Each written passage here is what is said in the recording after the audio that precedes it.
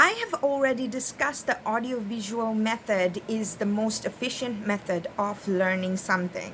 And now I'm going to explain what is the idea behind this concept. And let me get into that topic. And before that, I welcome you all to English Tadorkar. Thank you so much for being here and joining for this daily videos. Now, I really recommend people to watch these videos daily because one of the biggest thing you can do to propel your English learning is make English a part of your daily life. And as I said, that often many of us take time to learn certain things and then we struggle to remember those things, and that struggle must come to an end. And how to do that? Now, let me give you an example of a situation where you experience something and you remember that. Think about a time when you had an experience as a child and you still remember it. How does that happen? First of all, one of the biggest things is that the emotional impact of something. Like if the emotional impact of an incident is really high on you, you are going to remember that forever. Now, the higher the emotional impact, greater is the probability of keeping those things on mind and learning those things and retaining those things, remembering those things, engraving those things in your head. So, what you can do and how audiovisual method helps you remember those things. Now, the video where I have explained the necessity of audiovisual method of remembering, I'm going to leave that link in the description below and you can check that out if you want, and I really recommend you to. So here I'm going to explain why the audiovisual method works and why the general methods of learning does not work. Now, when it comes to reading, I have, with all due respect to reading, because I have many books. You can see that I'm a fond learner of things. I love to read.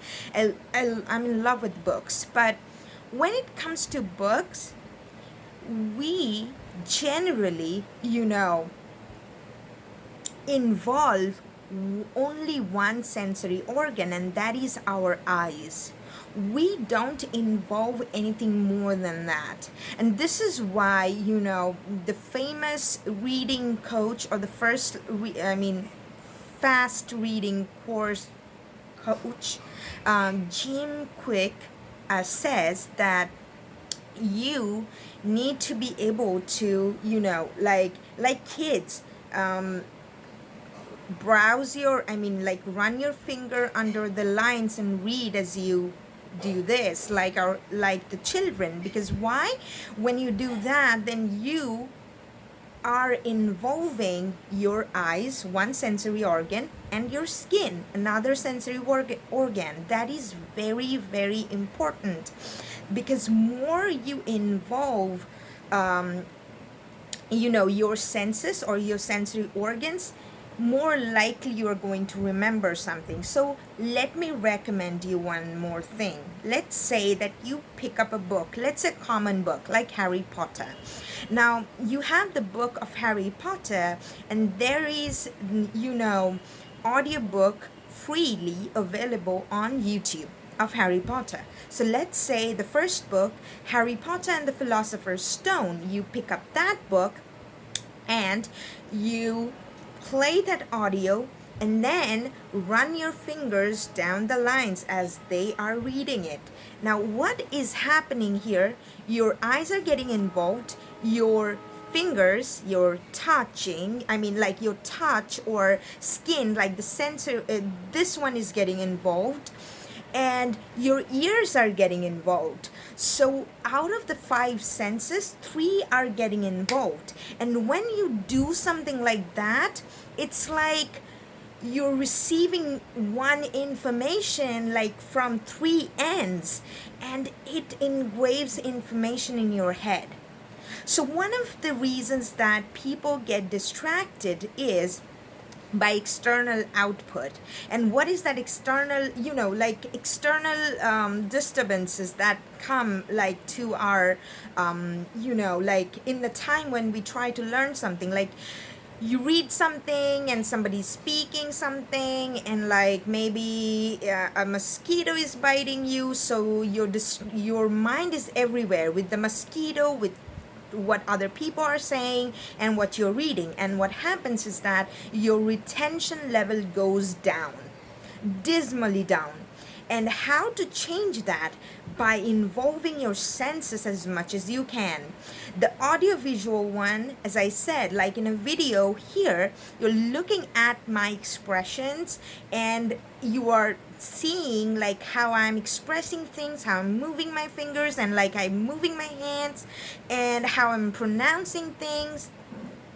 And this is involving both your eyes and ears. So two of your senses are here, and most probably you're holding your phone with your hand. Now, even though that directly doesn't influence your learning here, but like you still, your some of your the touch, the sensory organ of your skin, like by touching the phone and holding on to it and really focusing on it and listening to me, is helping you engage more than one sensory organs, and that is going to help you a lot.